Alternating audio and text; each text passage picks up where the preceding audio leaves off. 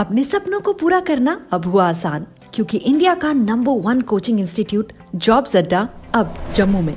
Now you can crack any government exam with the help of India's top faculties. So join Jobs Adda.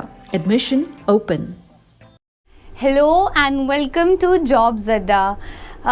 How are you all students? Today I am here in front of you not with the current affairs series or with the biology series. Today I am here in front of you for a new series and which is a English series. बहुत सारे बच्चों की demand थी कि sir बाकी के subjects भी start करो, इकोनॉमिक्स स्टार्ट करो, इंग्लिश स्टार्ट करो. तो अब हम स्टार्ट कर रहे हैं आज एक नई सीरीज़ जो कौन सी है, इंग्लिश की सीरीज़ है, राइट. इससे पहले मैं एक चीज़ बोलूँगी about this series that this is one of the most unique series in the whole Jammu and Kashmir, perhaps with the name English with ease, no fear, only fun. ठीक है, तो इस सीरीज़ का ये नाम रहेगा कि English with ease, no fear, only fun. क्यों? बिकॉज यहाँ पर जो इंग्लिश आपको पढ़ाई जाएगी या जो इंग्लिश आप यहाँ पर पढ़ोगे वो इंग्लिश का कोई भी दूर दूर तक नाता रूल्स रेगुलेशन से नहीं होगा या इंस्ट्रक्शंस या किसी भी टाइप के रेगुलेशन से नहीं होगा. यहाँ पर जो ये इंग्लिश विद ईज सीरीज़ चलेगी, ये जो सीरीज़ होगी, this will be a different series and you will feel the difference with this series after completing this series, right.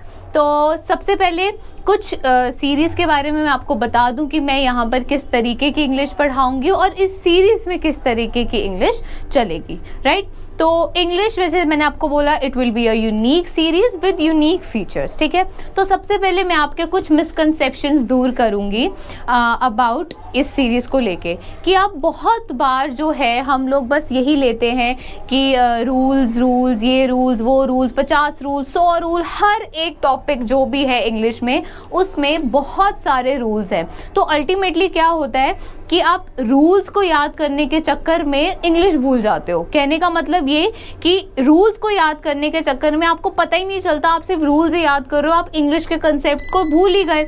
तो एक्चुअल में जो ये इंग्लिश है it is not a subject, it is a language. ठीक है, बच्चे बोलते हैं मैम हमें इंग्लिश सीखनी है. तो पहली बात तो ये वर्ड ही गलत है. इंग्लिश ना कभी सीखी जाती है ना सिखाई जाती है, राइट. आप जब बचपन में छोटे थे आपको किसी ने बोलना सिखाया था कि हिंदी में ऐसे बोलो या ऐसे बोलो? नहीं ना. तो English is a language, English is not a subject. बचपन से हम लोगों को आदत है, जब हम स्कूल में पढ़ना स्टार्ट होते हैं तो आपसे पूछा जाता है कि आप कितने सब्जेक्ट्स हैं आपके, तो आप बोलते हो English, Hindi, math, science, SST. But नहीं, English is not a subject, English is a language. English, Hindi एक लैंग्वेज है, ये एक सब्जेक्ट नहीं है. ठीक है, तो किसी भी लैंग्वेज को जब आप उसके साथ रूल्स और रेगुलेशंस जोड़ देते हो तो वो आपके लिए डिफ़िकल्ट हो जाता है. ठीक है, so please try to make English very easy. Don't make English a instructional English. जब आप इसको इंस्ट्रक्शनल इंग्लिश बनाते हो तो ये आपके लिए बहुत ज़्यादा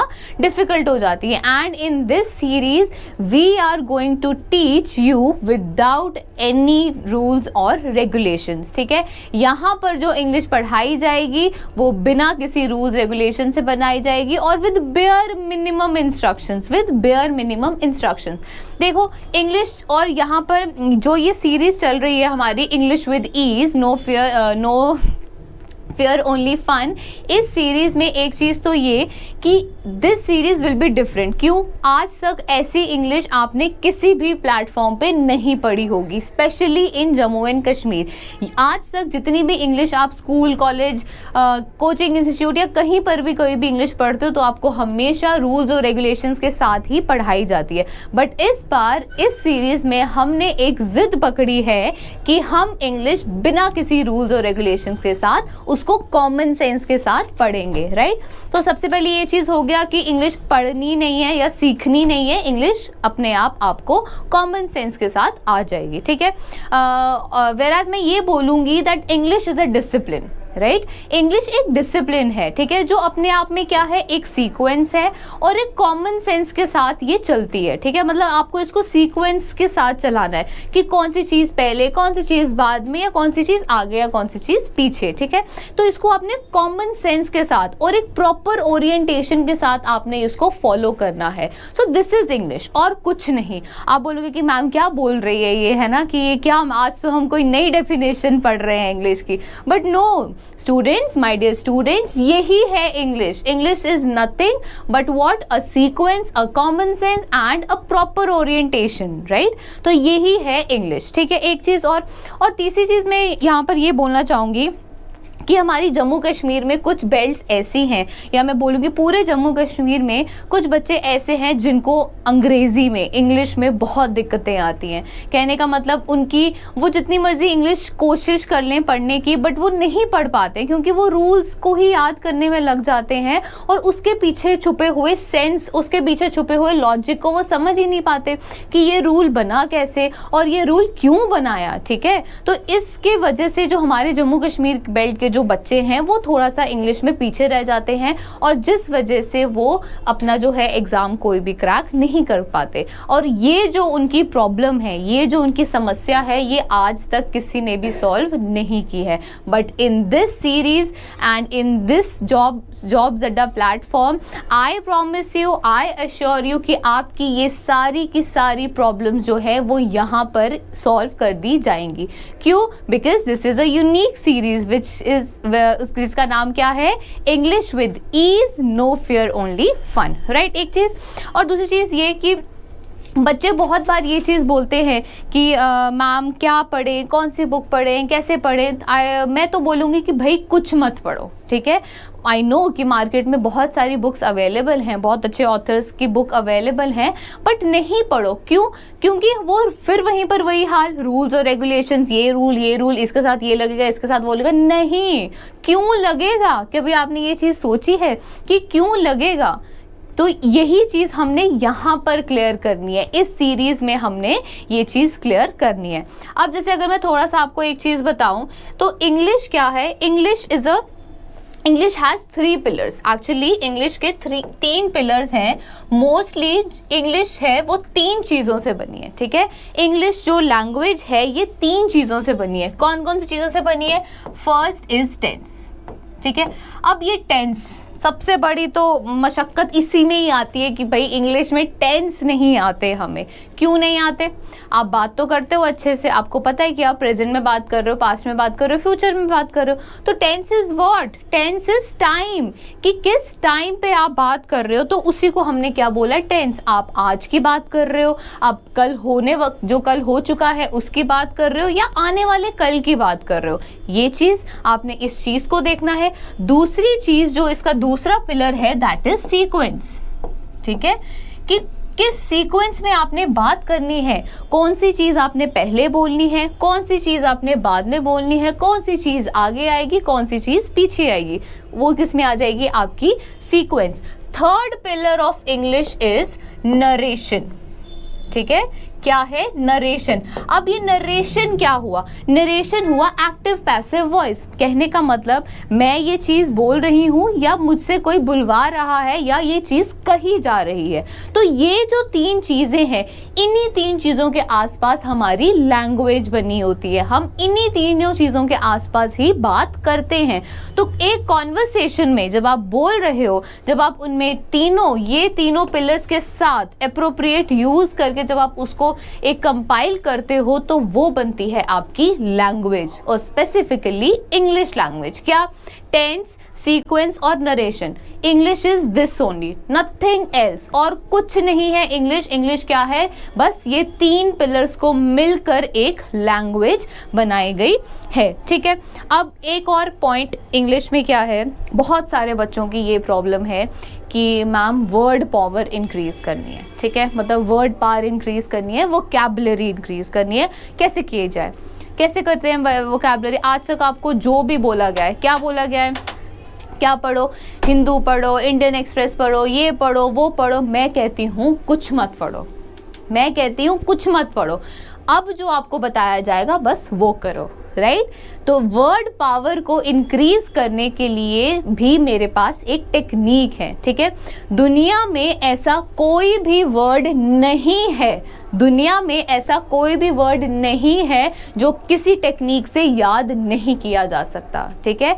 तो ये चीज़ आप ध्यान में रखो कि ये जो आप डेली का 5-6 वर्ड हम पढ़ के याद करके रट्टा मार के, नहीं, ऐसा नहीं करना है। याद करने के लिए भी एक टेक्निक फॉलो की जाएगी, राइट। तो अब वो टेक्निक कौन सी है, देखो, अब आशिक सर को तो आपने सुना होगा ना, शायराना अंदाज में सर आपको पढ़ाते हैं, सर आपको बहुत सारी शायरियाँ भी करवाते हैं, आप बड़े मोटिवेटेड हो जाते हो सर की शायरी से। तो आज मैं भी सर से कुछ इंस्पायर होकर शायराना अंदाज में आपको वर्ड पावर इंक्रीज करने की एक टेक्निक दूंगी, ठीक है। अब वो इंक्रीज आपने कैसे करनी है, सबसे पहले तो आपने एक वर्ड देखा, ठीक है, कहीं पर भी देखा, बुक में देखा, कहीं कॉपी में देखा, कहीं न्यूज़पेपर में देखा, टीवी पे देखा, फ़ोन पर देखा, कहीं भी देखा। सबसे पहले तो आपने एक वर्ड देखा और आपने उसको घूरा, ठीक है। अब घूरते रहना है आपने उस वर्ड को। बॉयज़ तो बहुत अच्छे से मेरी इस बात से रिलेट कर सकेंगे कि मैम हमें घूरने के लिए बोल रही है, बट मैं वर्ड को घूरने के लिए बोल रही हूँ, ठीक है। आपने एक वर्ड देखा, आपने उसको पहले घूरना है, ठीक है, और आपने उसको अच्छे से देखना है। आपने उसको देखना क्यों है, आपने उसको देखना है कि ये वर्ड बना कैसे है, ठीक है। कोई भी वर्ड को याद करने से पहले सबसे पहले आपने उसको क्या करना है, स्प्लिट करना है। क्या करना है, स्प्लिट करना है।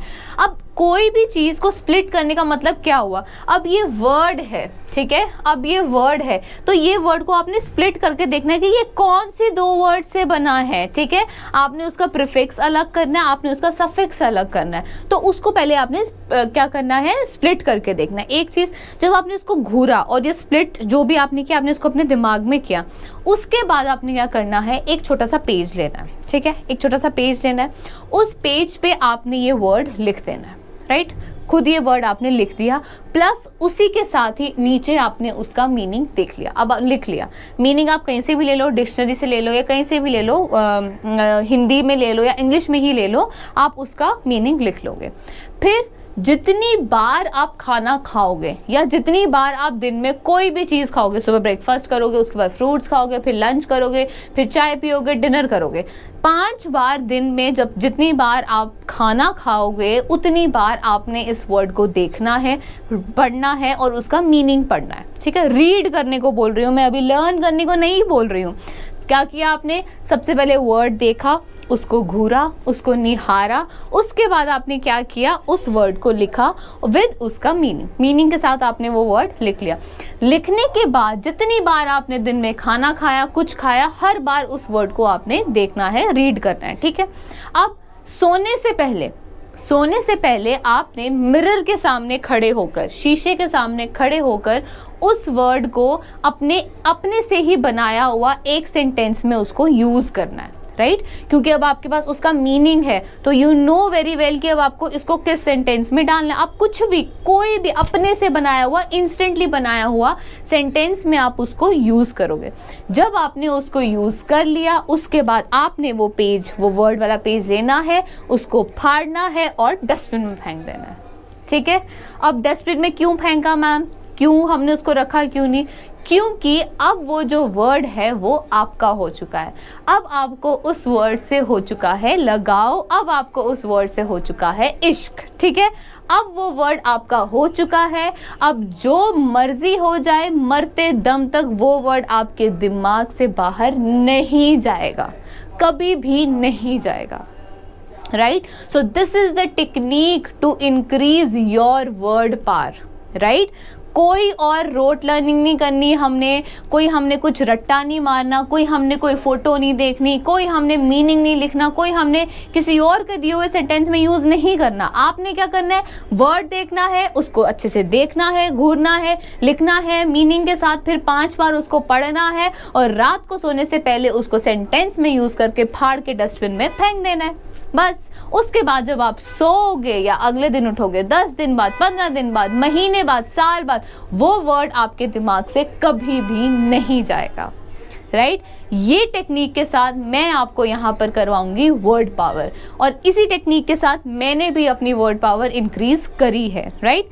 अब वर्ड पावर की जब मैं बात कर ही रही हूँ, तो मैं एक चीज़ आपको बताती हूँ, वर्ड पावर, अब इसी सीरीज में आपकी वर्ड पावर इंक्रीज करने के लिए हम एक प्ले मैं आज यहाँ पर एक प्ले स्टार्ट करूँगी। कौन कौन खेलेगा? खेलोगे? सभी खेलोगे, ठीक है। इस प्ले का नाम होगा नवरत्न, ठीक है, नवरत्न प्ले। अब ये नवरत्न प्ले मैं स्टार्ट कर रही हूँ। नव का मतलब होता है क्या? 9, आपको सबको पता है। ये इस प्ले में हम क्या करेंगे, नवरत्न प्ले में क्या करेंगे? अब जैसे आपको पता है आजकल नवरात्रि भी चल रही है, ऑस्पिशियस नवरात्रि चल रही है, रमज़ान चल रहे हैं। इसमें हम क्या करेंगे, डेली के 9 वर्ड्स मैं आपको दूंगी, ठीक है। डेली के 9 वर्ड्स मैं आपको दूंगी विद मीनिंग। तो आपने क्या करना है, आपने उसी टेक्निक के साथ जो मैंने आपको अभी बताई, आपने उसी टेक्निक के साथ इसको यूज करना है। वर्ड मैंने बताया, मीनिंग मैंने बता दिया। आपने पहले वर्ड को देखना है, खुद लिखना है विद मीनिंग, फिर उसके बाद जितनी बार आप खाना खाओगे उतनी बार आपने उसको देखना है, ठीक है। और फिर जो आगे मैंने आपको टेक्निक बताई। नवरत्न सीरीज में डेली, अगर मैं डेली ना करूं, चलो हफ्ते में 5 दिन ही सही, तो मैं आपको क्या करूंगी, 9 वर्ड्स डेली के 5 दिन, हफ्ते में 5 दिन मैं आपको 9 वर्ड्स दूंगी, ठीक है। अब 5 × 9 क्या होता है? 45 वर्ड्स हो गए कितने आपके? एक हफ्ते में, ठीक है। तो ऐसे ही हम इस प्ले के साथ, इस प्ले के थ्रू हम आपकी वर्ड पावर को इंक्रीज करेंगे, राइट।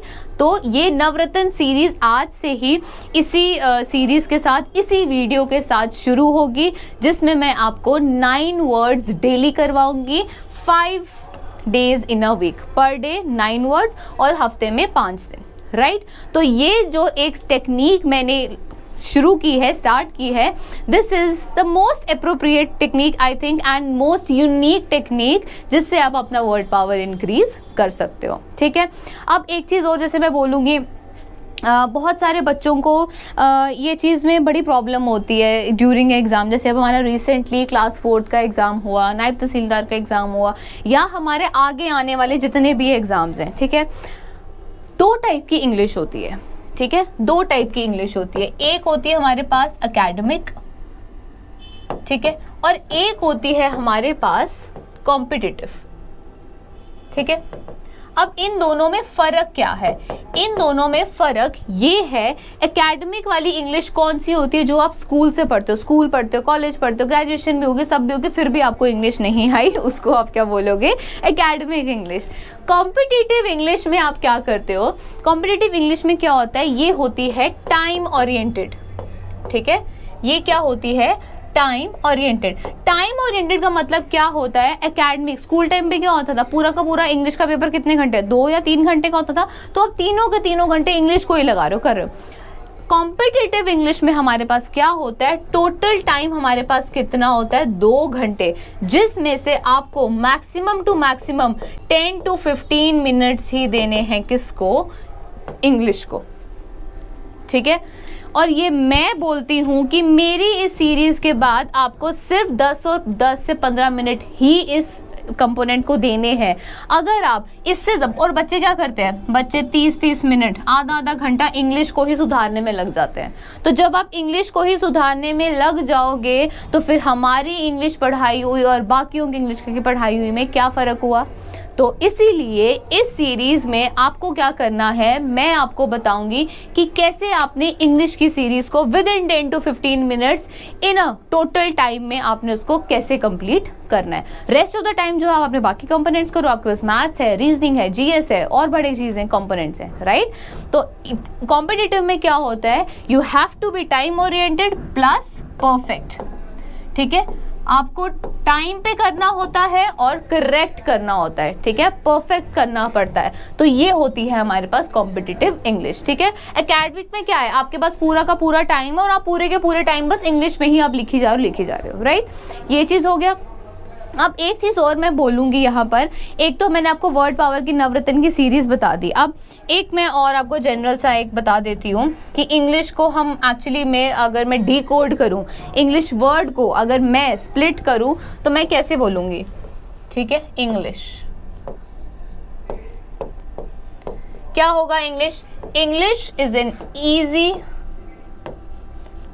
Natural, general learning